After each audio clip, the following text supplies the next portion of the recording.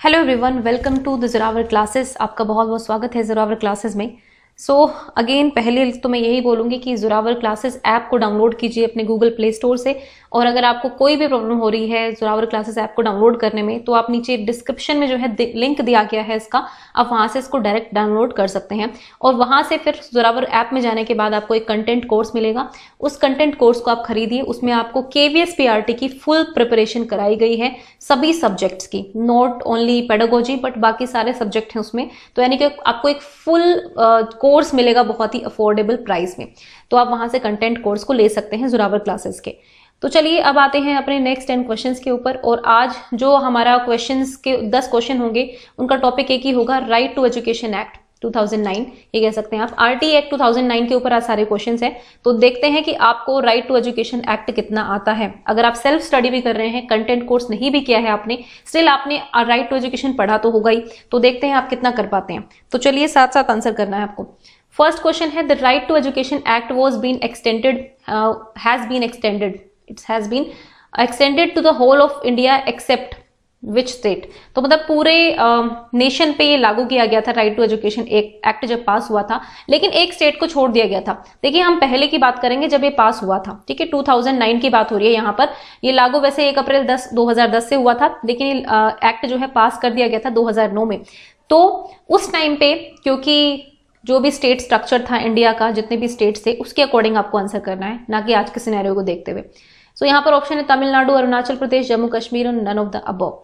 तो वैसे तो आप समझ ही गए होंगे, लेकिन इसका करेक्ट ऑप्शन होगा option number C, Jammu and Kashmir. तो जम्मू एंड कश्मीर को छोड़कर सारे स्टेट पर ये लागू किया गया था राइट टू एजुकेशन एक्ट। हालांकि जम्मू एंड कश्मीर अब एक यूनियन टेरिटरी बन चुकी है, वो स्टेट नहीं है, तो इसकी फर्दर जो डायमेंशंस है वो अब इस पे भी लागू होंगी ही। So option number 3 is the correct option है। नेक्स्ट देखते हैं, एज पर RT act private and specified category schools shall admit dash percentage children belonging to weaker sections and disadvantaged group in class 1। देखिए इसका मतलब है कि अगर क्लास 1 में एडमिशन होना है प्राइवेट स्कूल्स में, या फिर स्पेशल कैटेगरी के स्कूल कौन से होते हैं स्पेसिफाइड, इसमें आपके KVS आ गए हैं, ठीक है, KVS हो गया। फिर एडेड स्कूल्स होते हैं, गवर्नमेंट एडेड स्कूल्स होते हैं। फिर कुछ NGOs के स्कूल्स होते हैं जिनको गवर्नमेंट फंडिंग कर रही होती है। तो कई तरह के से स्कूल्स होते हैं, आर्मी स्कूल हो गए, सैनिक स्कूल्स हो गए, बहुत सारे स्कूल्स होते हैं। तो उन्होंने कहा है कि उनमें हम कितने बच्चों का मतलब कितने बच्चों का एडमिशन किया जाएगा, कितने % बच्चों का एडमिशन किया जाएगा जो वीकर सेक्शन से हैं और डिसएडवांटेज्ड ग्रुप से हैं। देखिए डिसएडवांटेज में यहाँ पर सोशली डिसएडवांटेज बच्चे भी आ सकते हैं, वीकर में यहाँ पर इकोनॉमिकली वीकर सेक्शंस वाले बच्चे भी आते हैं। तो मतलब एक तरह से जो बच्चे जिनकी मतलब जिनकी सालाना आय एक मिनिमम स्पेसिफाइड लिमिट से थोड़ी कम है, तो उन लोगों के लिए स्पेशल प्रोविजन है। और साथ ही साथ जिनको हाशिए पर रखा गया है सामाजिक तौर पर या फिर आर्थिक तौर पर, तो वो सारे बच्चे भी इसमें शामिल हैं। तो जब क्लास 1 में एडमिशन होगा तो कितने % बच्चे इन स्कूल्स को लेने पड़ेंगे इन ग्रुप से, तो ये बताना है। तो ऑप्शन है 20%, 30%, 40% या 25%। तो देखिए इसका करेक्ट ऑप्शन होगा ऑप्शन नंबर डी। मतलब राइट टू एजुकेशन एक्ट कहता है कि अगर 100 सीट हैं तो आपको 25 बच्चे सोशली डिसएडवांटेज बच्चे या फिर इकोनॉमिकली वीकर सेक्शंस बच्चों को लेना पड़ेगा, भले ही आप कितने ही नामी गिरामी प्राइवेट स्कूल के हैं, मतलब आपको लेना ही पड़ेगा। और इस चीज में धांधलेबाजी बहुत हुई है, मतलब लोगों ने नकली सर्टिफिकेट बनवाए हैं, प्राइवेट स्कूल्स ने खुद सर्टिफिकेट्स बनवाए हैं पेरेंट्स की और एडमिशन किए हैं ऐसे। ये एक मतलब स्टडी के अकॉर्डिंग पाया गया है। नेक्स्ट है, in order to improve learning of children admitted in the age appropriate classes and bring them to level of their classmate, there is a provision of। देखो क्वेश्चन क्या रहा है, जो RT एक्ट है राइट टू एजुकेशन एक्ट, वो कहता है कि आपको एज अप्रोप्रिएट एडमिशन करना है। सपोज एक बच्चा है जो अभी हो चुका है आपका 7 इयर्स का, लेकिन वो कभी स्कूल नहीं किया, वो आपके स्कूल में आता है और वो एडमिशन लेना चाहता है, 7 इयर्स का बच्चा।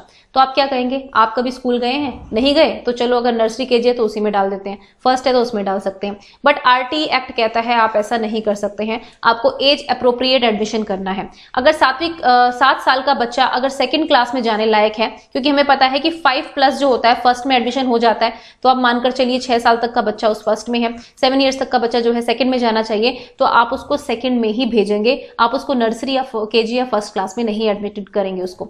तो यहाँ पे बच्चे को आपको 2nd क्लास में जो भी उसकी एज बनती होगी, वो एक क्राइटेरिया होता है ना, 1 मार्च या फिर 1 अप्रैल से जो भी क्राइटेरिया होता है, 1 अप्रैल और जो भी बर्थ ईयर होता है और जो प्रेजेंट ईयर हो रहा होता है, ईयर ऑफ एडमिशन, उसको देखा जाता है। तो एज के अकॉर्डिंग ही आपको एडमिशन करना है, ये होती है एज अप्रोप्रिएट क्लास। अब क्वेश्चन क्या कह रहा है क्वेश्चन ये कह रहा है कि भाई क्योंकि हमें पता है कि अगर आप एज अप्रोप्रिएट एडमिशंस करेंगे और क्योंकि आपको इनको दूसरे बच्चों के लेवल तक लाना पड़ेगा, एक बच्चा जो कभी स्कूल ही नहीं गया और वो बच्चे जो 3 साल से स्कूल में पढ़ रहे हैं ऑलरेडी, उन्हीं की क्लास में इसको एडमिट करना है, तो आप लेवल सेम कैसे करोगे? तो क्या प्रोविजन है राइट टू एजुकेशन एक्ट में?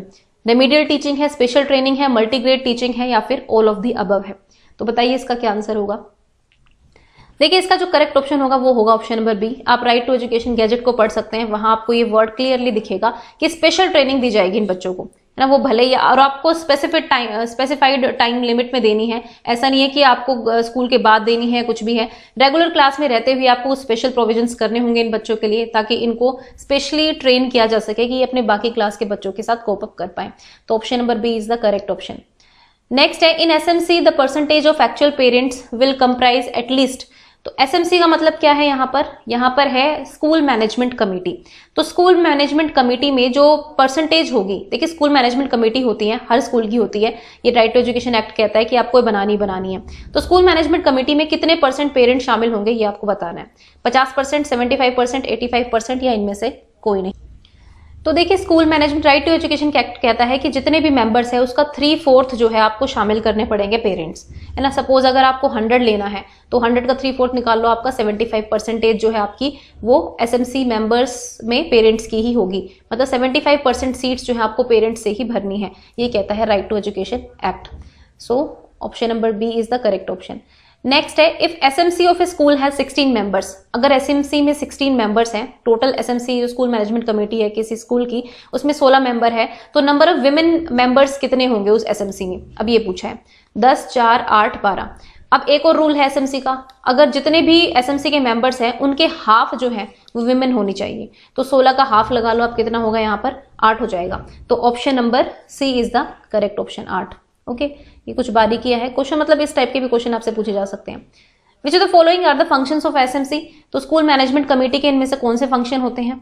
Monitor the working of the school, prepare and recommend school development plan, monitor the utilisation of the grants, और ऑल ऑफ द अबव।